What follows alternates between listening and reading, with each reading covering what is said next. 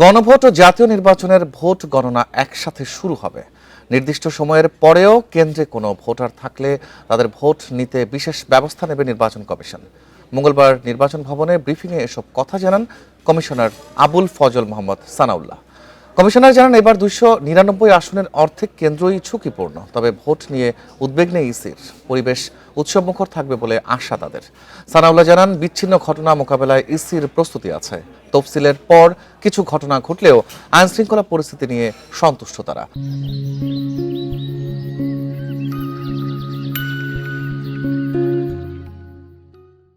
সারা দেশে আইনশৃঙ্খলা বাহিনীর 9,58,000 সদস্য কাজ করবেন।